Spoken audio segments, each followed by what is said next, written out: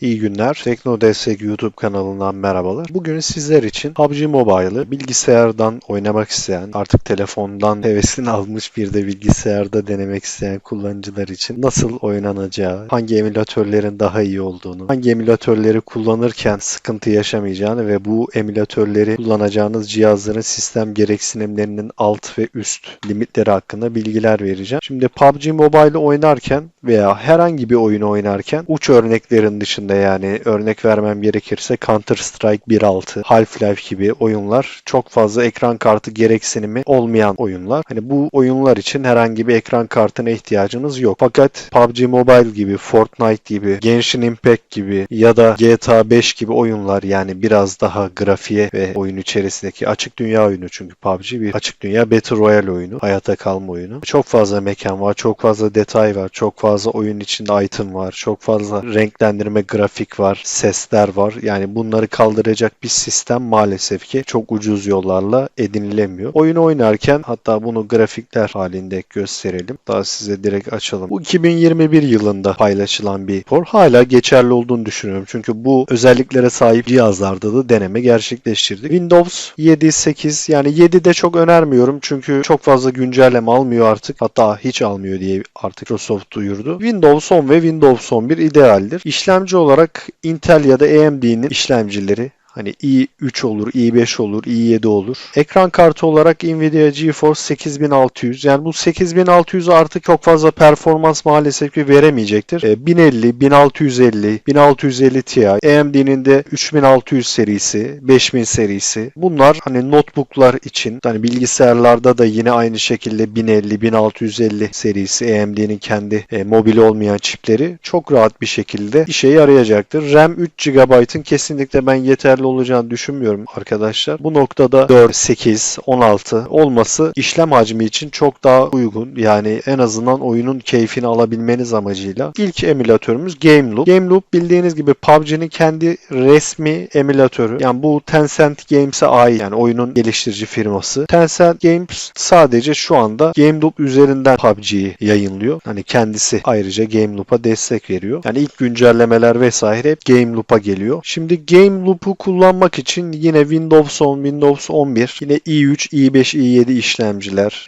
Buradaki değerler biraz düşük arkadaşlar. Yani buradaki değerlerle akıcı, en düşük ayarlarda, akıcı ayarlarda hani 30-45 FPS arası alabilirsiniz. Yani oyundan saf 60 FPS alabilmeniz için yine bahsettiğim gibi GTX 1650, GTX 1050, 1650 Ti, hatta RTX serisi gerekiyor oynayabilmeniz için rahatlıkla. Oyun içerisinde de herhangi bir ayar yapmanıza gerek yoktur. Yani GameLoop kendi başına PUBG'nin tüm her şeyini karşılayan bir emülatör. GameLoop'ta şurada gördüğünüz gibi her şey, bakın benim bahsettiğim gibi, tanımlı olarak geliyor. Yani sizin bu ayar şemasını yeniden yapmanıza gerek yok. Yüklemenizin ardından direkt bu işlem yeterli oluyor. Onun dışında bir diğer emülatör MemoPlay. MemoPlay yine GameLoop gibi PUBG, Apex Legends, Call of Duty Mobile, bunları destekleyen bir emülatör ve burada tabii GameLoop yok. GameLoop'un altındaki en iyi uygulama buradaki sıralamada. Çok güzel bir emülatör. Her şeyi oynayabileceğiniz, yine aynı şekilde bütün oyunları oynayabileceğiniz, yorumları güzel, kullanımı mükemmel bir emülatör. Gamepad desteği var. Sistem gereksinimleri de aşağı yukarı aynı, hatta birebir aynı da diyebilirim. Çünkü temelleri çok farklı değil. Çoğunun kullandığı arayüz bile birbirine benziyor. Türkçe dil desteği de var ayrıca. Şu anda sitede de bulduk. Çok rahatlıkla indirip kurabilirsiniz. Tüm soru ve sorunlarınızda 11858 teknoloji destek hattını arayabilir ve kanalımıza abone olarak bizi takip edebilirsiniz.